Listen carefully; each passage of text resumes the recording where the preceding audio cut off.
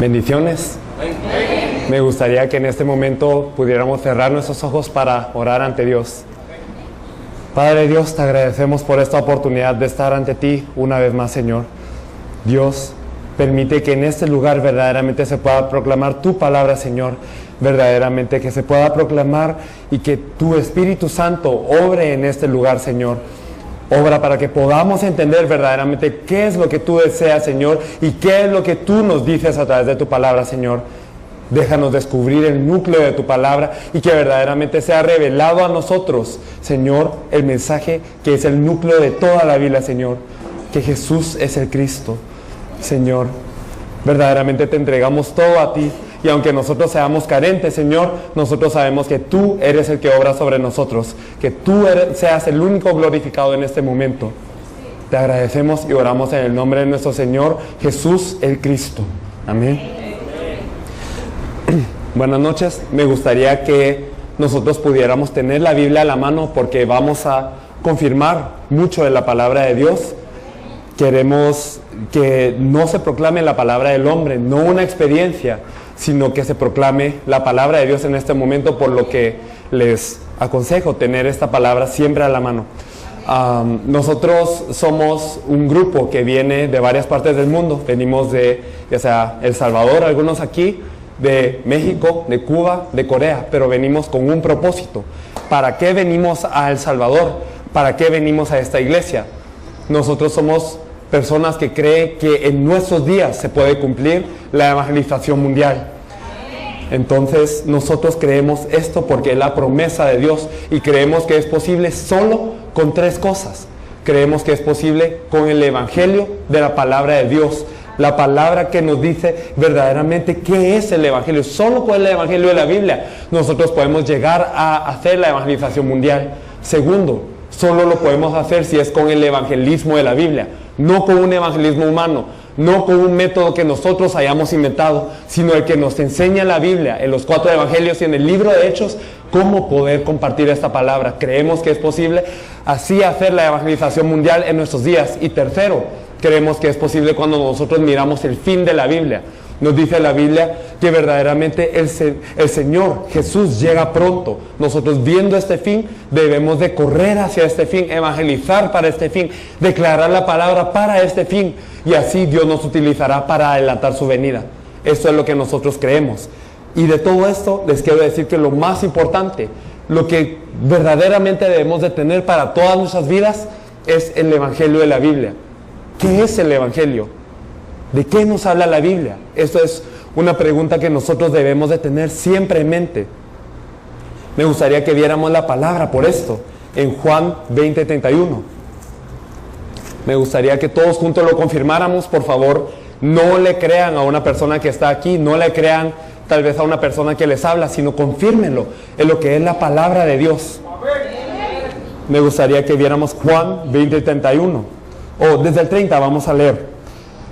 Vamos a leer. Hizo además Jesús muchas otras señales en presencia de sus discípulos, las cuales no están escritas en este libro, pero estas se han escrito para que creáis que Jesús es el Cristo, el Hijo de Dios, y para que creyendo tengáis vida en su nombre. Amén. Entonces, ¿para qué fue escrita toda la Biblia? ¿Para qué fue escrito este libro? Verdaderamente, en toda la Biblia nos dice muchas cosas. Nos dice que tenemos que ser obedientes a la palabra de Dios. Nos dice que nosotros tenemos que ser buenos con el prójimo. Nosotros tenemos que dar ofrenda. Tenemos que hacer muchas cosas, nos dice la palabra. Pero ¿a qué conducen todas esas cosas? ¿Cuál debe de ser el objetivo por el que nosotros leemos la Biblia? Aquí en el versículo 31 lo dice muy claramente. Nos dice que estas se han escrito para que creáis que Jesús es el Cristo, el Hijo de Dios, y para que creyendo tengáis vida en su nombre. Este es el objetivo de la escritura de la Biblia. Entonces, si es así, ¿qué mensaje tenemos que predicar? ¿Qué mensaje predicaba la iglesia primitiva? Nosotros podemos ver todo el libro de Hechos, que es un registro de todo lo que hacía la iglesia primitiva y cómo Dios obraba a través de ellos. Entonces, ¿qué mensaje predicaban ellos? Podemos verlo muy claramente. En Hechos 2:36 me gustaría que lo buscáramos, y para explicarles un poco el trasfondo de esto, es que en Hechos 2 se había manifestado el Espíritu Santo que había prometido el Señor en el día de Pentecostés. Jesús, cuando ascendió, les dijo a los discípulos que esperen la promesa del Padre y que no se muevan de Jerusalén hasta que llegue la llenura del Espíritu Santo. Entonces, los miembros de la iglesia primitiva que creyeron en esta promesa, 120 se reunieron y oraron fervientemente durante alrededor de unos 10 días, dicen los teólogos, y oraron, y en Hechos 2 llega el Espíritu Santo. Pero cuando llegó el Espíritu Santo, ¿quiénes estaban allí? Estaban personas de 15 naciones diferentes para venir a guardar la fiesta, que era el Pentecostés. Lleno del Espíritu Santo, Pedro se levanta y proclama un mensaje. Desde el versículo 14 hasta el 36 podemos ver este mensaje. Y podemos ver que cuál es la conclusión de este mensaje en el versículo 36. Me gustaría que lo leyésemos. Sepa pues ciertísimamente toda la casa de Israel, que a ese Jesús a quien vosotros crucificasteis, Dios le ha hecho Señor y Cristo. Entonces vemos que el objetivo de la escritura de la Biblia que nos dice que creamos que Jesús es el Cristo. ¿Y cuál fue el mensaje de Cristo? Dios le ha hecho a este Jesús a quien vosotros crucificasteis, Señor y Cristo. Podemos ver a otra persona en la iglesia primitiva, el apóstol Pablo. Él era Saulo, el perseguidor, el que mayormente perseguía a los cristianos. En toda Jerusalén y Judea había tanta persecución que los cristianos se tenían que esconder para poder compartir la palabra. Pero y en esto, Saulo, ¿qué hace? Él va hacia Damasco, que es otra nación totalmente diferente, y va a perseguir a los cristianos. ¿Y por qué hacía esto? Él creía que esto era servir a Dios. ¿Cómo se atreven estos insólitos? ¿Cómo se atreven estas personas a decir que este carpintero que venía de un pueblo llamado Nazaret, cómo pueden decir que Él es el Cristo, que Él es Dios? Él, enfurecido con esta ira, que pensaba que era servir al Dios viviente, él iba a perseguir a los cristianos, cuando en el camino a Damasco, ¿qué pasa? Jesús se le revela. Jesús viene y le dice que verdaderamente Él es. ¿Por qué me persigue, Saulo?, le pregunta. Y entonces él, siendo cegado, espera unos 3 días, y en esto llega un discípulo llamado Ananías a ese lugar que es Damasco. Y Ananías le explica durante unos días verdaderamente quién es este Jesús. Y verdaderamente se le caen las escamas de los ojos a este Saulo, y de inmediato él sale a predicar a las calles sin necesidad de entrenamiento, no necesita hacer nada más, él sale a predicar. Pero ¿qué es lo que predica? Me gustaría que viéramos Hechos 9:22. Hechos 9:22 nos dice: pero Saulo mucho más se esforzaba y confundía a los judíos que moraban en Damasco, demostrando que Jesús era el Cristo. Podemos luego ver Hechos 17, del 2 al 3, que ya habían pasado alrededor de 15 años desde este acontecimiento en donde Saulo se había encontrado con Jesús, y él durante mucho tiempo venía predicando un mensaje.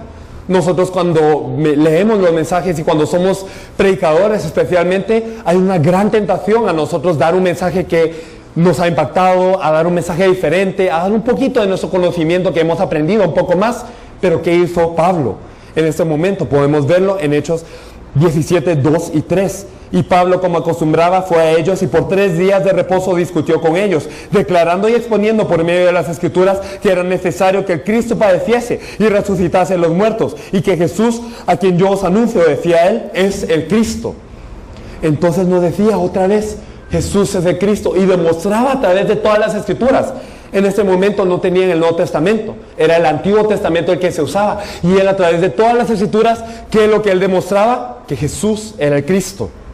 En Hechos 18:5 podemos verlo de nuevo, cuando él entra a Corinto, otra vez a predicar la palabra. ¿Qué es lo que dice? Y cuando Silas y Timoteo vinieron de Macedonia, Pablo estaba entregado por entero a la predicación de la palabra, testificando a los judíos que Jesús era el Cristo. Podemos ver que hay un mensaje consistente aquí: Jesús es el Cristo. Pablo no solo predicaba a los judíos y se quedaban al aire. Surgían discípulos que Dios había preparado, que verdaderamente recibían ese mensaje y lo hacían un mensaje propio. Dentro de esos discípulos podemos ver a Priscila y Aquila. Y estos Priscila y Aquila van a una sinagoga y están escuchando a alguien. Este alguien se llama Apolos, era alguien verdaderamente poderoso en las Escrituras y que enseñaba acerca del Señor. Pero Priscila y Aquila, cuando lo escuchaban, sentían: falta algo verdaderamente. Él solo conoce el bautismo de Juan, él no conoce verdaderamente quién es este Cristo.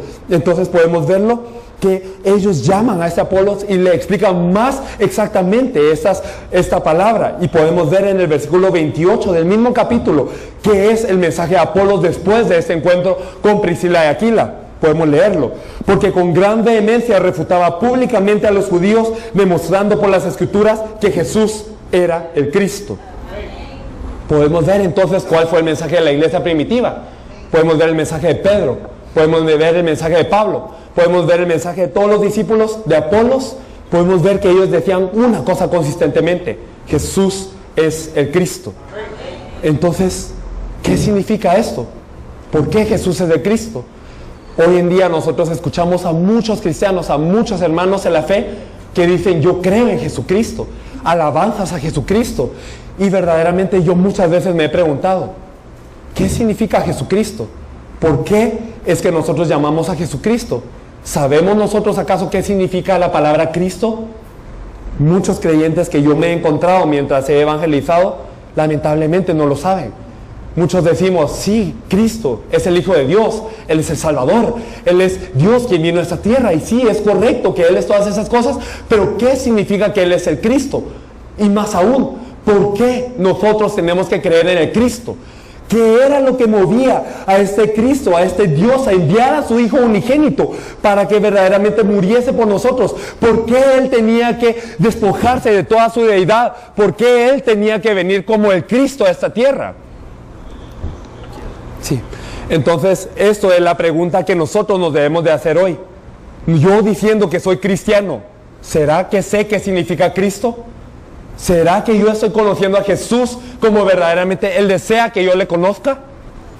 Me gustaría que nosotros meditáramos un poco en esta pregunta. Y yo les digo, gracias, que para conocer la respuesta a esta pregunta nosotros debemos de regresar al hombre original. ¿Cómo es que Dios creó al hombre? Y es algo que nosotros podremos haber escuchado muchas veces, pero que tenemos que poner atención siempre. Me gustaría que viéramos en Génesis 1, 27 al 28. Génesis 1, 27 y 28 nos dice: y creó Dios al hombre a su imagen, a imagen de Dios lo creó, varón y hembra los creó, y los bendijo Dios y les dijo: fructificad y multiplicaos, llenad la tierra y sojuzgadla, y señoread de los peces del mar, en las aves de los cielos, en todas las veces que se mueven sobre la tierra. Entonces, ¿cómo es que Dios había creado al hombre? Dios en este momento, en el versículo 26 nos dice: hagamos al hombre a nuestra imagen, conforme a nuestra semejanza. Entonces Dios, que es trino, dialogó entre sí. Él mismo se habló y dijo: hagamos al hombre a nuestra imagen y semejanza. Al crear al hombre, ¿de qué forma lo hizo? Lo bendijo Dios y le dijo que fructificara, que se multiplicara, que se juzgara y que verdaderamente señoreara sobre toda la creación. Lo hizo como un ser de bendición. Podemos ver más aún en el Salmo 8, de 4 al 8. Me gustaría que lo buscáramos solo para que lo confirmáramos en la Biblia. El Salmo 8. Gracias. No, está bien. El Salmo 8, del 4 al 8, nos dice: digo, ¿qué es el hombre para que tengas de él memoria? Y el hijo del hombre para que lo visites. Le has hecho poco menor que los ángeles y lo coronaste de gloria y de honra. Le hiciste señorear sobre las obras de tus manos. Todo lo pusiste debajo de sus pies. Ovejas y bueyes, todo ello. Y asimismo las bestias del campo, las aves de los cielos y los peces del mar. Todo cuanto pasa por los senderos del mar. Amén. Entonces nos dice en el versículo 5: le has hecho poco menor que los ángeles. Si nosotros miramos en el hebreo original, nos dice: le has hecho poco menor que Dios. Entonces los teólogos diciendo: ¿cómo puede ser esto? Suena como blasfemia. ¿Cómo le has hecho poco menor que Dios al hombre? Entonces esto es lo que nos decía originalmente en el hebreo, y más aún nos dice: y lo coronaste de gloria y de honra. Si nosotros miramos en la Biblia, podemos ver que la frase gloria y honra se utiliza solo para señalar a Dios solamente. Pero en este momento, ¿a quién está señalando esa frase? Al hombre. Así de precioso fue creado el hombre. Fue creado como el Hijo de Dios, verdaderamente a la imagen y semejanza de Dios, dada toda la creación para que Él la gobernara. Pero ante Dios el hombre seguía siendo creación, seguía siendo un siervo. Y por eso Dios le da un pacto en Génesis 2:17. Le dice que el día que comieres de este árbol que está en medio del huerto, de este fruto de la ciencia del bien y del mal, entonces ¿qué pasará? Ciertamente morirás. Y no es una promesa de maldición. No es una promesa que nosotros tenemos que tener como carga, sino nos había dicho: de todos los otros árboles puedes comer, de todo lo demás que yo te di puedes disfrutar, pero para que tú sepas que yo soy Dios, que tú eres creación, que yo soy tu creador y que tú tienes mi imagen, que puedes gobernar sobre todo siempre y cuando reconozcas esto. Para esto yo te doy un mandato, te doy un pacto, una promesa. El día que comieres de esto, el día que reconocieres que verdaderamente, el día que falles de reconocer que yo soy Dios, entonces ciertamente morirás. Esto era su palabra. Sin embargo, podemos ver en Génesis 3 que aparece un enemigo, aparece Satanás, que es el diablo. Se disfraza de la forma de la serpiente y engaña al hombre que no se estaba aferrando a la palabra de Dios correctamente. Viene a Eva y le dice, con que Dios os ha dicho, no comáis de todo árbol del huerto. Y entonces Eva había escuchado este pacto de Adán, no de Dios sino de Adán, y ella dice, sí, nosotros podemos comer de todos los árboles del huerto, excepto este que está en medio del huerto. Y dijo Dios, no le podemos tocar, ni le podemos comer, para que no muráis, nos dijo él. Entonces aquí Eva agrega que no se puede tocar, y dice para que no muráis, le quita el ciertamente morirás. Entonces, ya estando un poco débil en la palabra, Satanás ataca y le dice, no morirás, sino que sabe Dios que el día que de él comieres, serán abiertos vuestros ojos y seréis como Dios. Y yo pregunto, ¿ellos no eran como Dios acaso? ¿No tenían acaso toda la gobernación, toda la creación bajo sus pies? Como vemos en el Salmo, nos dice, todo lo pusiste debajo de sus pies. Originalmente eran como el Dios y sabían qué era el bien y el mal. El desguardar la palabra de Dios era el mal y guardar la palabra de Dios era el bien, y ellos lo sabían. Sin embargo, ellos son tentados por aferrarse falsamente, por aferrarse inciertamente a la palabra de Dios. Y entonces, ¿qué pasa? Eva come y le da a su marido para que coma así como ella. Y desde este punto, ¿qué pasa? Dios viene y le dice, ¿en dónde estás tú, Adán? Entonces, Adán, no es porque Dios no sabía en dónde estaba Adán. Él sabía en dónde estaba Adán, pero le pregunta para que se dé cuenta. ¿En dónde estás tú? ¿Estás en mi pacto? ¿Estás en mi mandato? ¿Estás en mi palabra? ¿O estás separado? ¿O fuiste engañado? ¿O obedeciste a Satanás? ¿O estás en pecado? Para que el hombre sepa esto. Y desde este punto, en Génesis 3, del 16 al 24, podemos ver todas las maldiciones que vienen al hombre por causa de violar la palabra de Dios. Podemos ver que entra el dolor a la vida del hombre. Podemos ver que ahora, en vez de que le dé todo lo que tenía que comer, en vez de comer los frutos, ahora tiene que labrar la tierra con el sudor de su frente, tiene que comer todos los días de su vida. Y la tierra ni siquiera le produce buenos frutos, espinos y cardos le produce. Y no solo esto, sino que podemos ver que viene toda aflicción. Podemos ver que viene el problema después de la muerte, porque se tapa el camino al árbol de la vida.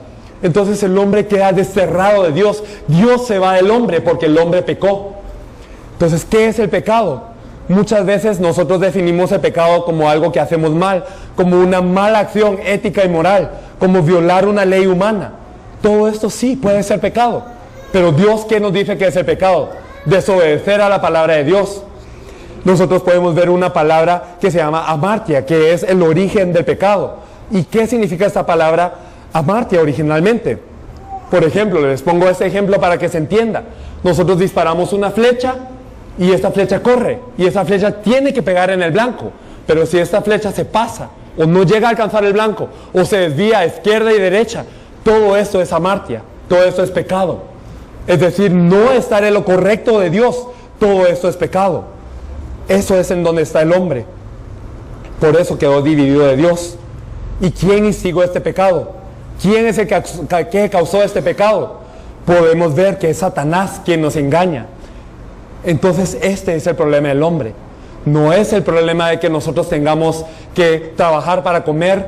No es el problema de que nosotros tengamos una falta económica. No es el problema de que mis niños estén bien o que vayan a crecer bien. No es el problema incluso de la violencia. No es el problema de la droga. No es el problema de lo que es el abuso sexual. No es el problema que podemos ver en todo el mundo. Todo esto es resultado. ¿Pero resultado de qué? De que nosotros estamos separados de Dios. ¿Y por qué estamos separados de Dios? Porque pecamos. ¿Y por qué pecamos? Por Satanás. Esto es lo que nos dice la Biblia. Me gustaría que confirmáramos algunos versículos para saber si esto es cierto. Me gustaría que viéramos Juan 8:44. Juan 8:44. Entonces vamos a leer este versículo. Vosotros sois de vuestro padre el diablo, y los deseos de vuestro padre queréis hacer. Él ha sido homicida desde el principio y no ha permanecido en la verdad, porque no hay verdad en él. Cuando habla mentira, de suyo habla, porque él es mentiroso y padre de mentira. Amén. ¿Y quién dijo esto? Jesús dijo esto. Vosotros sois de vuestro padre el diablo. ¿Qué significa esto? Que la humanidad verdaderamente está apoderada por el diablo. ¿Quién se volvió nuestro padre? Antes nuestro padre, ¿quién era? Era Dios. Dios nos había creado a su imagen y semejanza, pero ahora ¿qué somos? Somos polvo. Somos la imagen de Satanás. Somos verdaderamente los hijos del diablo. Eso es algo triste verdaderamente, que el Hijo de Dios caiga a ser hijo del diablo. Y no es porque nosotros cometamos alguna mala obra, no es porque nosotros querramos ser hijos del diablo, sino que nacemos así, nacemos como hijos del diablo. Qué lamentable es esto. ¿Y por qué es esto? Porque nosotros nacemos en pecado. Por ejemplo, mi apellido es Hong. Y entonces yo me apellido Hong y todos mis hijos van a tener este apellido. Y todos mis nietos van a tener este apellido. ¿Por qué es esto? Porque yo tengo esta identidad. De la misma forma, el hombre, ¿por qué es pecador? Porque nuestra identidad como sí es la de un pecador, y cuando damos a luz a los hijos, ellos también son pecadores, no porque ellos hayan cometido un pecado voluntario, sino porque nacen en el pecado original, nacen separados de Dios, nacen hijos de Satanás. De esta forma podemos ver que esto continúa y toda la humanidad es así. Me gustaría que viéramos Isaías 59 del 1 al 2. Isaías 59 del 1 al 2.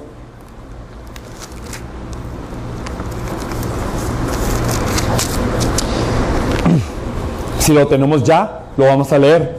He aquí que no se ha cortado la mano de Jehová para salvar, ni se ha agravado su oído para oír. Pero vuestras iniquidades han hecho división entre vosotros y vuestro Dios, y vuestros pecados han hecho ocultar de vosotros su rostro para no oír. ¿Qué nos quiere decir esto? Que lo único que nos puede dividir de Dios, que lo único que nos puede separar de aquel que nos creó, del Creador, de aquel que nos ama, que lo único que nos puede dividir, el pecado. Nuestras iniquidades, y no es que su mano no sea poderosa, no es que no nos pueda salvar, sino que verdaderamente nuestras iniquidades han hecho división entre nosotros y nuestro Padre. Dios oculta su rostro, ¿por qué? ¿Por qué Él tapa sus oídos para no oírnos? Porque estamos en pecado. Dios es santo, Dios es un Dios de justicia, Dios es un Dios de santidad, y no puede estar con el pecador. Por eso Él se va del hombre en el momento en el que nosotros pecamos. Qué triste es esto. Entonces podemos ver que al no estar con Dios, carecemos de todo. El hombre se vuelve un ser inútil, se vuelve polvo. Nosotros podemos ver a los peces que tienen que estar dentro del agua para vivir, ¿verdad? Cuando los peces están dentro del agua no tienen ningún problema. Son felices, son normales, son libres, se pueden mover, pueden respirar, pueden estar bien. No hay nada de qué preocuparse. De la misma manera, cuando el hombre está en Dios, no tiene nada de qué preocuparse. Era alguien fructífero, era alguien que se multiplicaba, era alguien que juzgaba sobre toda la creación, era alguien que reinaba sobre todo, era alguien que, más que eso, estaba en comunión con el Padre. Era alguien que estaba con Dios omnipotente, todopoderoso, y disfrutaba de su presencia y se gozaba de Él, y verdaderamente estaba en su elemento, cumplía la comisión del Padre, cumplíamos la función para la que fuimos diseñados. Pero hoy ahora estamos divididos, somos el pez fuera del agua. Somos personas que por más dinero que tengamos, por más comodidades que tengamos, por más atenciones, aunque tengamos un carro de último modelo, aunque tengamos la mejor cama, aunque tengamos la mejor educación, el mejor prestigio, aunque tengamos la mejor familia, nosotros quedamos destituidos de Él. Nosotros no somos nada sin Dios. Esto es el problema de la vida, eso es su problema, esto es el problema del Salvador, esto es el problema de todo el mundo, y eso es lo que nosotros tenemos que saber. Dios sabe esto, Dios sabe que sin Él no somos nada, y por eso Él nos promete. Me gustaría que viéramos Génesis 3:15. Desde el momento en el que el hombre cae en el pecado, desde el momento en el que el hombre queda separado de Dios, desde el momento en donde el hombre queda bajo las garras de Satanás, ¿qué es lo que promete Dios? Y pondré enemistad entre ti y la mujer, y heriré tu simiente y la simiente suya. Esa te herirá la cabeza y tú le herirás en el calcañar. Un versículo que no muchas veces nos fijamos, pero que es la promesa de Dios. A eso le llamamos el protoevangelio. Porque ¿qué nos promete? La simiente de la mujer herirá la cabeza de la serpiente. La simiente de la mujer. ¿Qué es la simiente de la mujer? Pues me gustaría que viéramos Isaías 7:14, un momento, por favor.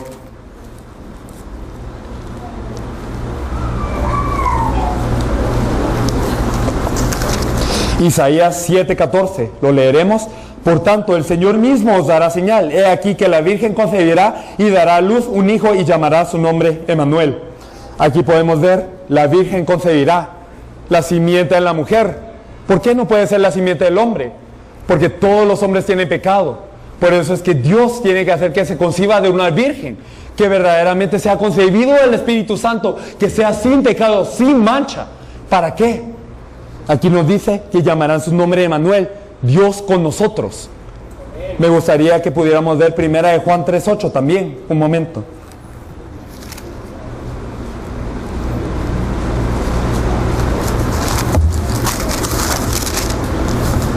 Primera de Juan 3:8. El que practica el pecado es del diablo, porque el diablo peca desde el principio. Para esto apareció el Hijo de Dios, para deshacer las obras del diablo. Entonces, cuando nos promete la simiente de la mujer, ¿qué nos está prometiendo? Está prometiendo al Mesías, al Cristo. ¿Por qué es necesario que venga este Cristo? Regresando a la pregunta anterior, ¿por qué es que este Cristo tiene que venir? Porque nosotros estamos bajo el diablo, estamos en el pecado y estamos separados de Dios. Y ningún hombre, nadie de nacimiento humano puede resolver estos problemas. No hay héroe que le pueda vencer a Satanás. Satanás es el que ha enviado a toda la población humana al infierno hasta este punto. No hay quien pueda resolver su propio pecado. Nadie puede expiar el pecado que uno tiene. ¿Por qué? Porque todos somos pecadores. Y para expiar el pecado, ¿qué se necesita? Se necesita que alguien sin pecado muera. Pero nadie carece de pecado. Todos somos pecadores, por lo que nadie puede resolver su propio pecado. Y nadie puede llegar a Dios por su propia cuenta. Nadie puede llegar a Dios con su propio esfuerzo. Nadie puede llegar con su propia labor. Nadie puede llegar siendo bueno. Todos estamos divididos de Dios, todos estamos destituidos de su gloria. Por eso es que Dios promete al Cristo desde el principio. Enviaré a la simiente a la mujer. Y a lo largo de todo el Antiguo Testamento, ¿qué nos promete? Nos promete que Él enviará al Mesías. Nos promete que Él enviará al ungido. Entonces nosotros podemos ver que este es el Cristo.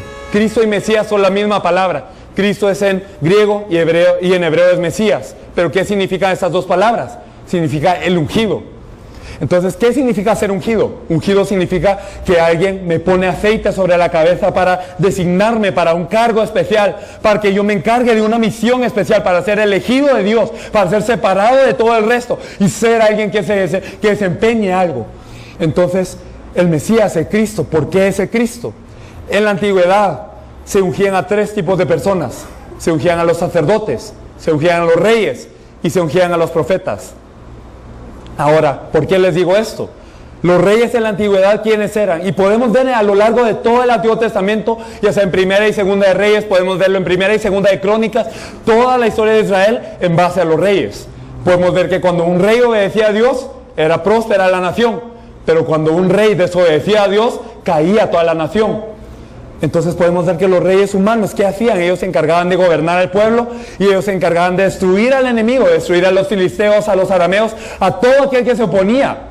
Pero los reyes humanos eran carentes, ellos faltaban. Incluso el rey David, el más grande de todos los reyes, se podría decir, él flaqueó.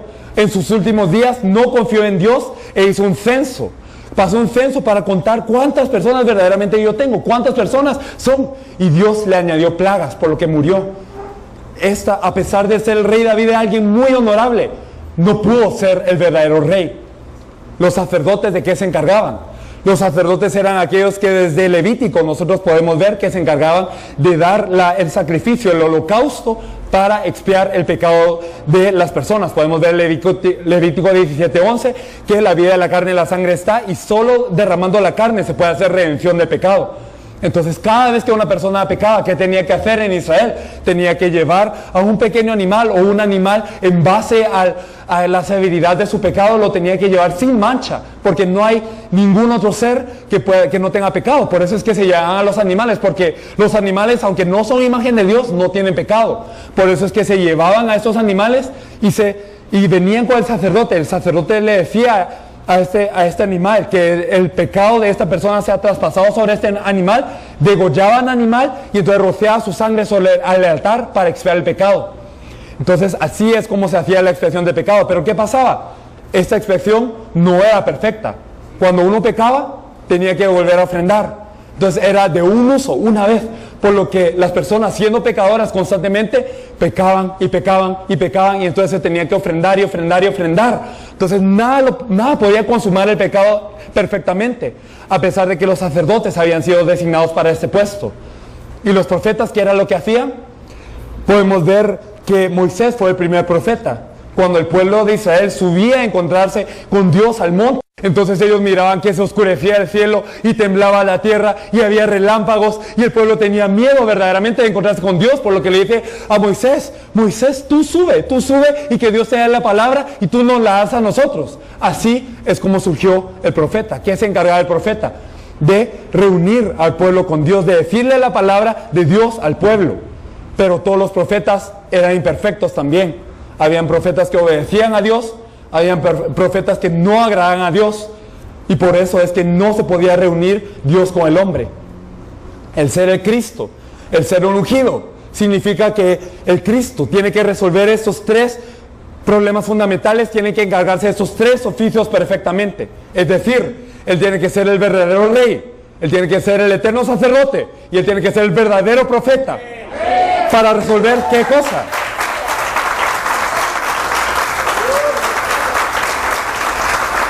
¿Por qué Él se tiene que encargar de estos tres puestos? Como lo había dicho anteriormente. Satanás, nuestro eterno enemigo, nos sigue acechando y nada nos puede liberar de él. El pecado que ya hemos cometido nos sigue agobiando y nada puede perdonar el pecado. Y estamos separados de Dios, por lo que nada nos puede reunir con Él. Entonces, el Cristo tiene que venir como el verdadero rey que destruye toda potestad de Satanás. Tiene que venir como el verdadero sacerdote que expía todo nuestro pecado, y tiene que venir como el verdadero profeta que nos reúne con Dios de una vez y por todas.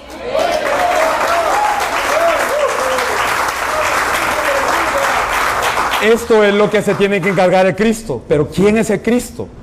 Cristo es el oficio, ¿verdad? Pero entonces, ¿quién se encarga de este oficio? Podemos nosotros verlo, podemos saber que todas las 300 profecías, más de 300 profecías en el Antiguo Testamento nos hablan de quién sería el Cristo. Nos dice que Él tiene que nacer de una virgen, que Él tiene que morir colgado en un madero, que tiene que encargarse de todo el pecado de su pueblo. Nos dice que Él tiene que ser enterrado en la tumba de un rico, que tiene que ser vendido por 30 piezas de plata, que tiene que nacer que Él tiene que nacer en una provincia, que tiene que nacer en Belén, y que Él tiene que resucitar a los 3 días. ¿Quién cumplió todas estas profecías? ¿Quién se encargó de ser el Cristo? ¿Quién es el único? ¿Quién es el verdadero? ¿Quién es la única respuesta de Dios para el mundo siendo el Cristo? Jesús. Por eso Jesús es el Cristo. Este es el Evangelio de la Biblia. Este es el Evangelio que nos dice la Biblia, y es el Evangelio que nos decía toda la iglesia primitiva. Ese es el objetivo por el cual se escribió el libro. Me gustaría que nos pasáramos al libro de Hebreos, por favor. Me gustaría que viéramos Hebreos 10, 14.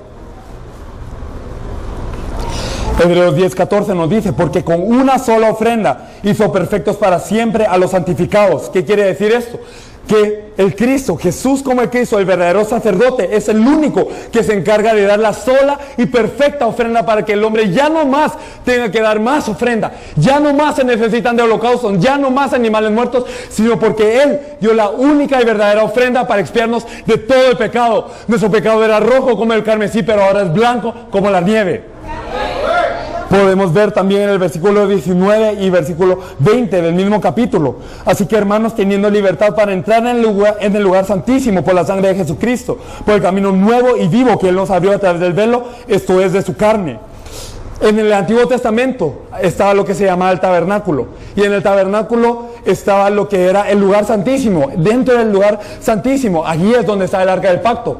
Pero nadie podía entrar al lugar santísimo. Solo el sumo sacerdote en el día de expiación, después de ser perdonado de todos los pecados, podía entrar. Y si uno del pueblo tenía un pecado, este sacerdote moría al instante, porque se encontraba con Dios, y Dios no puede estar con el pecador, por lo que esta persona moría al instante. Este era el camino para encontrarse con Dios, y estaba dividido por un velo. Había un velo que lo tapaba. Pero ¿qué pasó cuando Jesús cargó la cruz?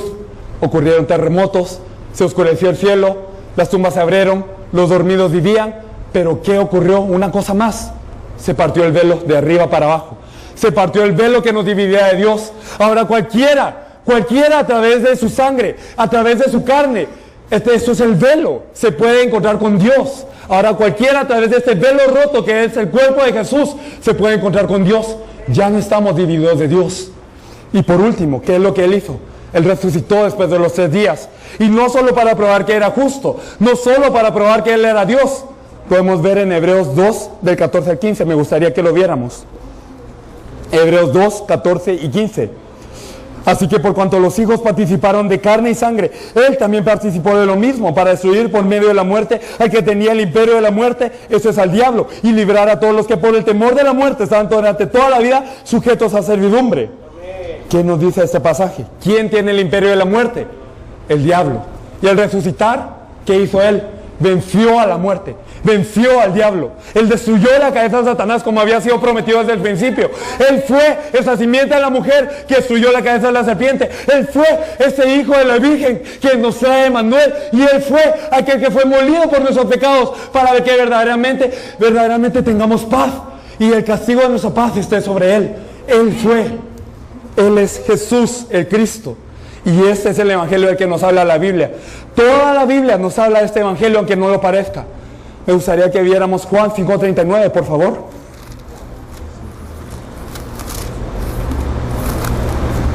Juan 5:39. Escudriñad las Escrituras, porque a vosotros os parece que en ellas tenéis la vida eterna, y ellas son las que dan testimonio de mí. Como les contaba, las Escrituras eran el Antiguo Testamento. Y Jesús les dice a los fariseos: ustedes saben, ustedes creen que en ellas tienen vida, en las Escrituras, por eso escudriñenlas. ¿Por qué? ¿Por qué tienen que ver la Biblia? ¿Para qué tienen que leer la Biblia? ¿Para qué está el Antiguo y Nuevo Testamento? Ellas dan testimonio de mí, dijo Jesús. Todas estas dan testimonio de Jesús. Eso es lo que tenemos que creer. Nosotros, mucho tiempo, hemos estado confundidos. Mucho tiempo nosotros hemos estado creyendo que el ser cristiano se trata de hacer buenas obras. Se trata de venir a una iglesia y cantar un rato, saltar un rato, estar sentados un rato y después irnos sin ningún cambio. Hemos estado engañados pensando que nosotros creyendo simplemente que existe Dios, que yo soy cristiano porque sé que hay un Dios. Hemos creído esto. Hemos creído que por hacer buenas obras, hemos creído que por simplemente leer un poquito la Biblia somos salvos, pero no es así el caso. Me gustaría que leyéramos 1 de Juan 5:1. 1 de Juan 5:1, por favor.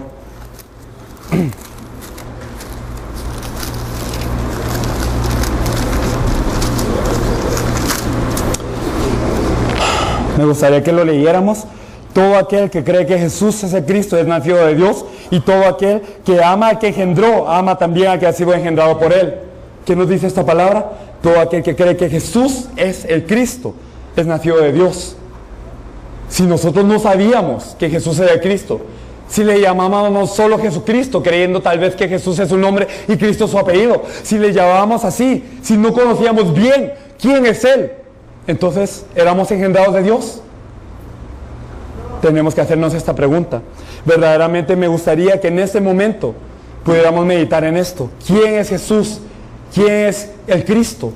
Nosotros como cristianos hemos vivido en una vida por encima. Hemos vivido una vida superficial muchas veces. Y yo confieso que desde mi persona yo había sido así. Había ido a la iglesia, había ido a cantar, había ido a buscar de mis propias necesidades, porque yo quería ser bendecido, porque me parecía que Dios tenía poder y que Él podía resolver mis problemas, pero venía simplemente por lo que Él podía hacer, no por lo que Él es.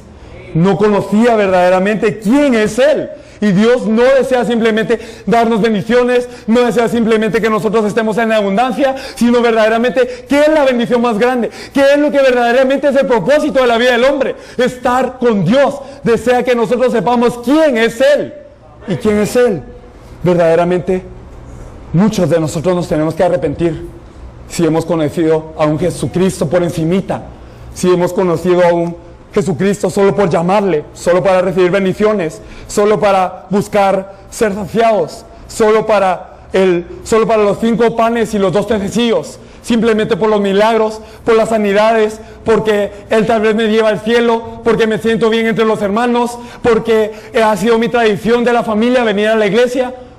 Verdaderamente lo debemos de conocer a Él. Muchas veces no tenemos interés en quién es Él, sino en qué es lo que Él implica, pero no en quién es Él. Muchas veces he sentido vergüenza de llamarme a mí mismo cristiano sin conocer esta verdad. Y verdaderamente conociéndolo a Él como el Cristo. Le reitero de nuevo, Jesús, ¿por qué es el Cristo? Porque Él es el único que ha resuelto el problema de Satanás, del pecado y de la separación de Dios, que es nuestro problema fundamental. Este es todo el problema que tiene el hombre. A raíz de esto vienen todos los demás problemas.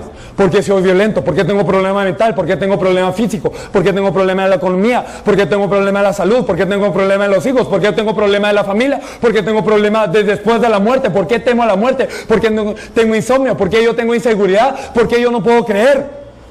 Es porque estoy bajo esos 3 problemas. Y estando bajo esos 3 problemas, nada puede resultar en la vida bien. Pero Jesús el Cristo resolvió estos 3 problemas y por ende acabó con todos los problemas ya de la vida. Entonces, al acabar con todos los problemas de la vida, ¿qué nos dice esto?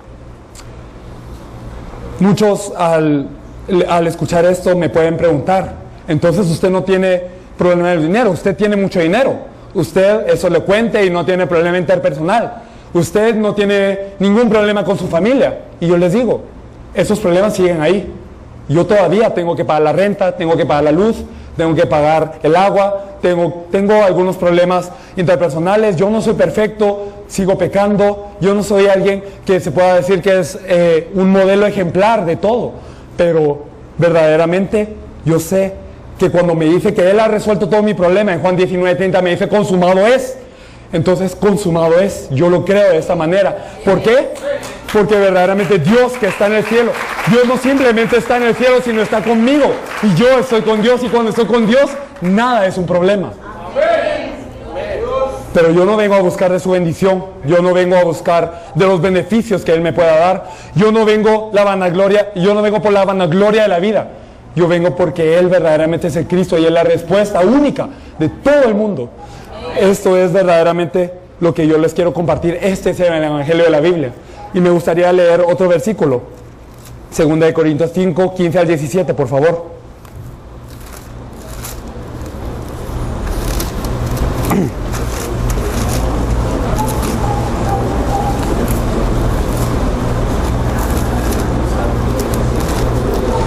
Me gustaría que leyéramos 2 Corintios 5, del 15 al 17. Y por todos murió, para que los que viven ya no vivan para sí, sino para aquel que murió y resucitó por ellos. De manera que nosotros de aquí en adelante a nadie conocemos según la carne, y aun si a Cristo conocimos según la carne, ya no lo conocemos así. De modo que si alguno está en Cristo, nueva criatura es, las cosas viejas pasaron, he aquí todas son hechas nuevas. Amén. ¿Qué nos quiere decir este versículo? Que Él murió por todos, para los que viven, para los que creen en Él, para los que tienen la vida eterna en Él, para que ¿qué hagan? Ya no vivan por sí. Ya no vivo por mi problema, ya no por mi bendición, ya no por mi abundancia, ya no por el éxito que yo pueda tener en el mundo, sino ¿para qué vivo? ¿Para qué vivo? Para aquel que murió y resucitó por mí. ¿Y qué es el vivir y resucitar? ¿Y qué es el vivir para aquel que resucitó y murió por mí? Me gustaría que viéramos el versículo 16 también. De manera que nosotros de aquí en adelante a nadie conocemos según la carne. Y aun si a Cristo conocemos según la carne, ya no lo conocemos así.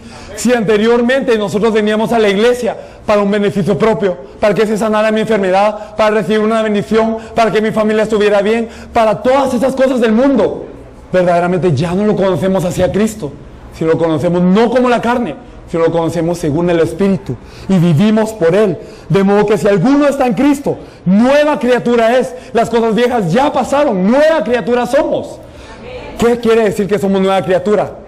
El nosotros de antes, el nosotros cargado, el nosotros que se afamaba, el nosotros que vivía en una religiosidad, que vivía buscando a Jesús como si fuera un ídolo más para que Él me resolviera el problema, para que verdaderamente yo ya no tuviera más problema, para que yo tuviera una bendición y siguiera viviendo de acuerdo a mis propias ambiciones. Este yo ya pasó y soy hecho nueva criatura. Entonces ahora, ¿por qué vivo? Vivo para agradar a aquel que verdaderamente me llamó, aquel que murió por mí y resucitó. Y muchos de los cristianos estamos aquí todavía. Yo sé que soy vivo y que verdaderamente, si yo he creído que Jesús es el Cristo, soy nueva criatura. Y yo quiero servir a Dios, yo quiero alabar a Dios, yo quiero agradar a Dios, quiero hacer la voluntad de Dios, decimos todos. ¿Pero qué es la voluntad de Dios?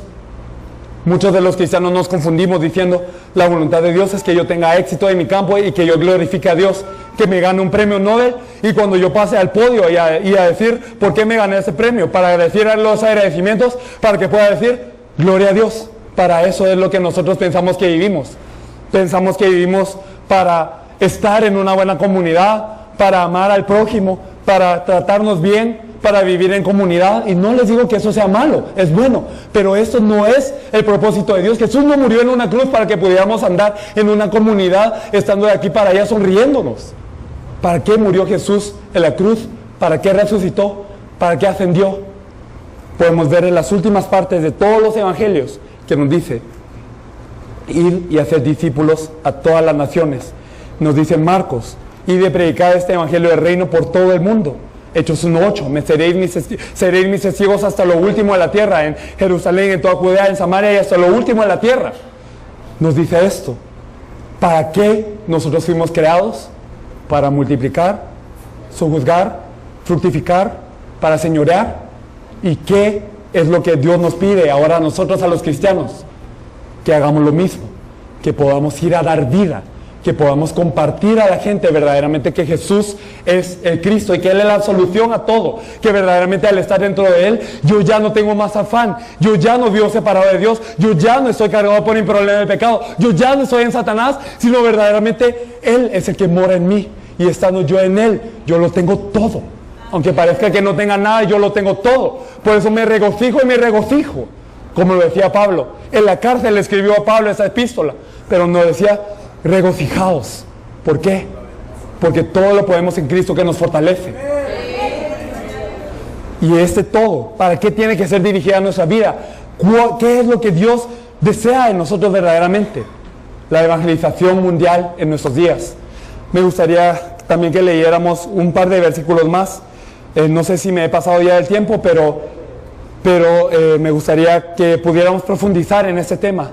Al nosotros ser nueva criatura, al nosotros tener este evangelio y entender precisamente quién es Jesús, por qué Él es el Cristo, por qué yo necesito al Cristo y verdaderamente cómo Él es el Cristo en mi vida. Y al tener a Cristo, ¿qué debo de hacer? Somos nueva criatura. Entonces, ya habiendo entendido esto, me gustaría compartir un poco más de lo que es el evangelismo en la Biblia. Me gustaría que nosotros viéramos Mateo 24:14 primero. Mateo 24, versículo 14.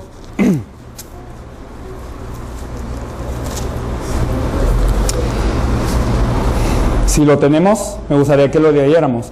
Y será predicado este evangelio del reino en todo el mundo para testimonio a todas las naciones, y entonces vendrá el fin. Me gustaría reiterar alguna cosa.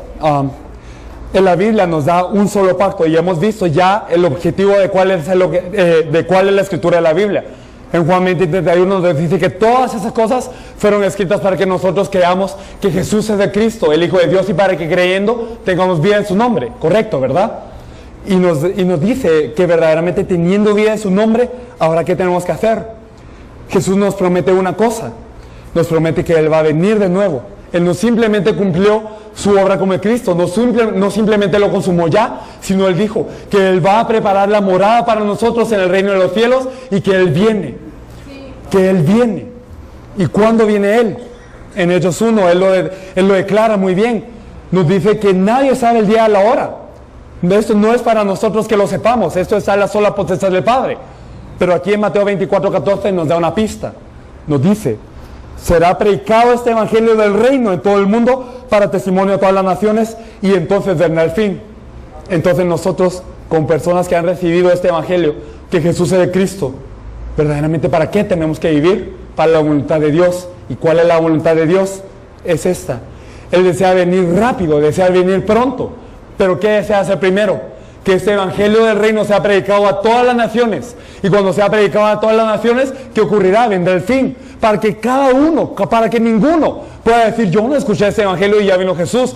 Yo no tuve oportunidad de ser salvo y ya vino el Señor. Para que nadie pueda hacer esto. Él lo espera y verdaderamente Él lo espera que todos procedan al arrepentimiento. Por eso es que por eso es que se espera, Él se aguanta, Él quiere venir ya, Él quiere venir a salvarnos ya, pero Él se aguanta porque no todos han escuchado este evangelio. Y por eso es que nosotros tenemos que evangelizar. Por eso nosotros tenemos que dar a conocer la palabra. No simplemente porque las demás personas tienen que recibir este evangelio. Sí, eso es cierto, ellos tienen que ser salvos. Pero ¿para qué más? Porque esa es la voluntad de Dios. Esa es la voluntad que Dios desea en esta época, salvar a todos. ¿Y cuándo se cumple esto? ¿Cuándo? ¿Será después de 100 años? ¿Después de 1000 años? ¿Después de 5000 años? Nosotros consideramos que la tarea de la evangelización de todo el mundo es muy pesada para nosotros y decimos, después de muchas generaciones se cumplirá, o por eso yo me tengo que esforzar para criar a la siguiente generación. Yo me tengo que esforzar para poder hacer mi parte ahora y después dejarlo. Pero la Biblia nos dice algo que es diferente. Me gustaría que leyéramos algunos versículos. Vamos a ver Mateo 10 primero. Mateo 10. 23. Me gustaría que leyésemos este versículo. Mateo 10, 23. Cuando os persigan en esta ciudad, huid a la otra, porque de cierto os digo que no acabaréis de recorrer todas las ciudades de Israel antes que venga el Hijo del Hombre. ¿Qué nos dice esta parte? No acabaréis de recorrer todas las ciudades de Israel antes que venga el Hijo del Hombre.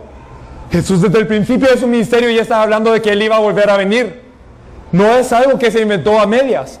No es algo que nos dijo después. Desde el principio Él sabía que iba a venir cuando el Evangelio haya sido dado a todas las naciones. Pero Él nos dice que Él no acabaremos de recorrer todos los reinos de Israel antes que venga el Hijo del Hombre.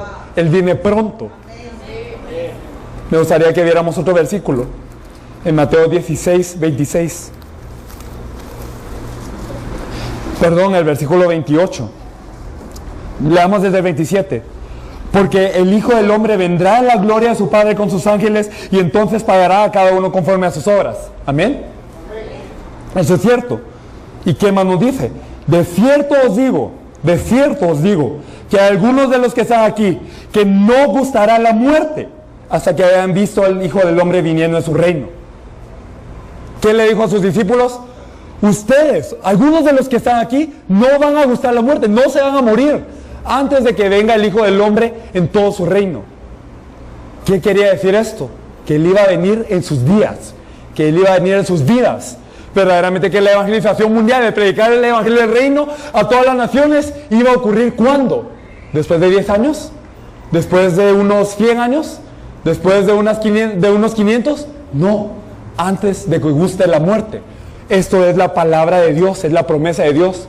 Y los discípulos que se aferraban a esto verdaderamente corrían y verdaderamente ellos decían, ya viene el Señor pronto, y ellos compartían verdaderamente con ese corazón de que ya viene el Señor y tú tienes que saber que viene el Señor y tú tienes que saber que viene el Señor, que Él verdaderamente es el Cristo, Él es el Mesías que esperábamos desde la antigüedad, Él es aquel que resuelve todos los problemas. Los discípulos tenían esta urgencia, ellos sabían que el Señor venía pronto.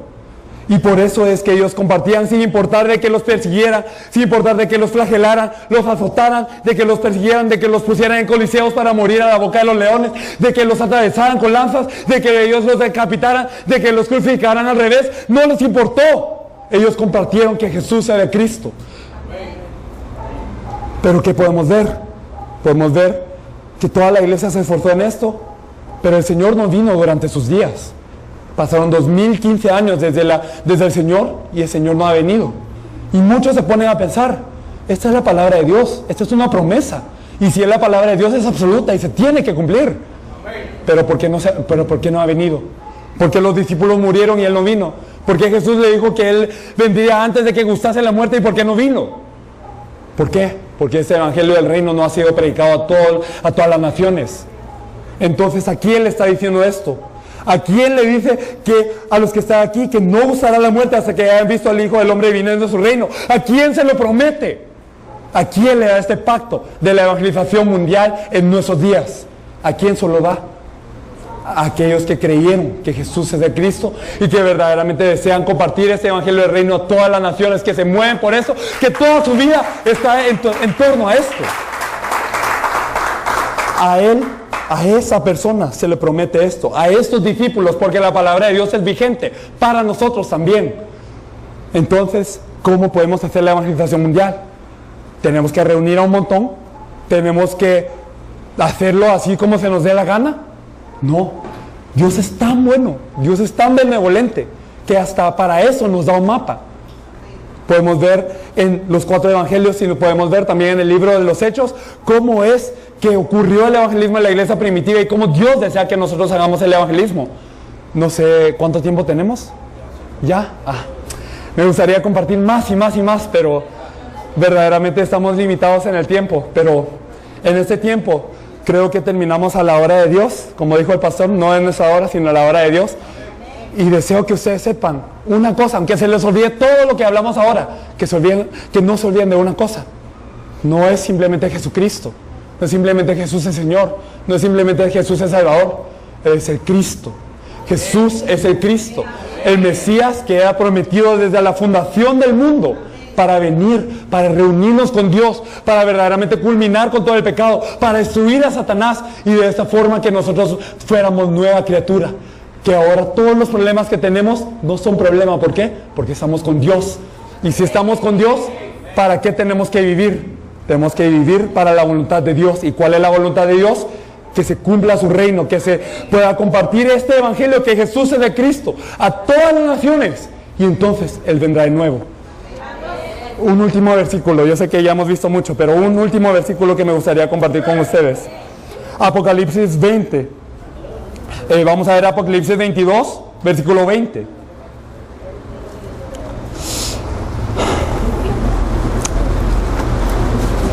Apocalipsis 22, 20 nos dice: el que da testimonio de estas cosas dice, ciertamente vengo en breve. Amén, sí, ven Señor Jesús.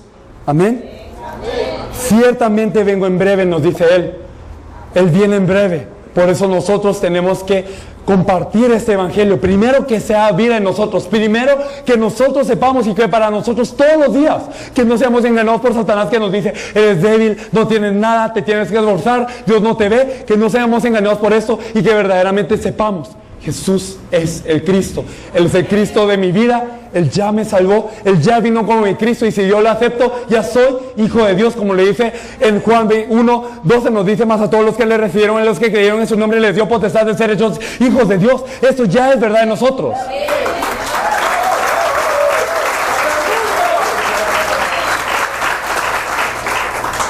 Doy gloria a Dios en esta noche porque me permite compartirles esta palabra. Y yo sé que hay mucha probabilidad de que ya no nos volvamos a ver. Puede ser que sea mi última vez compartiendo, pero yo compartí esta palabra porque es la respuesta de mi vida, porque es lo que verdaderamente el Padre me ha revelado por su gracia y misericordia, y esto es lo que deseo que verdaderamente también se ha revelado a ustedes. Espero que la revelación del Padre, porque esto no se entiende con carne ni sangre, sino que Dios lo revela con su revelación, que verdaderamente sepan que Jesús es el Cristo, que es la verdad absoluta de toda la Biblia y de todo el mundo, y que verdaderamente sea vida en ustedes y que juntos podamos correr para la evangelización mundial. Hablaremos con el pastor en breve para seguir compartiendo, y espero que esto les haya quedado como el pacto de su corazón. Sé que tal vez haya sido algo carente en explicar, que en algunas partes yo no fui muy claro, pero eso espero que verdaderamente se lo revele el Padre, que Jesús es el Cristo. Les agradezco mucho por esta oportunidad. Me gustaría orar para poder concluir este mensaje. Oremos todos juntos. Dios Padre viviente, te agradecemos. Jesús, tú eres el Cristo, el Hijo del Dios viviente. Confesamos esta verdad sobre la cual tú edificas la iglesia. Confesamos que sobre esta roca, que es la confesión que tú eres el Cristo, el Hijo del Dios viviente, se debe levantar tu iglesia, la iglesia, Señor. Confesamos que ahora las puertas del Hades no prevalecen contra ellas, y que a nosotros nos han sido dadas las llaves del reino de los cielos, Señor, verdaderamente creyendo en esta verdad, que tú eres el Cristo, el Hijo del Dios viviente. Ahora que nos despojemos verdaderamente de toda vanidad, de todo egoísmo, de toda denominación, de toda iglesia propia, Señor, y que sepamos verdaderamente que Cristo, que Jesús es el Cristo verdaderamente, y que esto es la comisión que se nos ha dado, de poder transmitir todo esto a todas las naciones para poder salvar a El Salvador, para salvar a Centroamérica, para salvar a todo el mundo, Señor. Señor, tú nos diste esta comisión y para esto vivimos. Señor, permite que sea revelado cada día más que esta es la respuesta absoluta que tú nos das. Añade a nuestra fe cada día, Señor, para que no tengamos carencia en verdaderamente desempeñar la gran comisión, Señor, que tú nos has dado, que es cumplir la evangelización mundial, no en 100 años, no en 200 años, no en nuestra siguiente generación, Señor, sino como tú nos dices, en nuestros días, Señor. Permítenos conocer el evangelismo de la Biblia, Señor, para que podamos compartir de acuerdo a lo que dice tu palabra, Señor, y permítenos una oportunidad de verdaderamente llegar postrados ante ti, de arrepentirnos de toda la basura que podamos haber dicho, Señor, en los días pasados, en los años pasados, y arrepentirnos ante ti y verdaderamente declarar que tú eres el Cristo, el Hijo del Dios viviente. Oramos en el nombre de nuestro Señor Jesús, el Cristo, el solucionador de todo problema. Amén y amén. Bendiciones.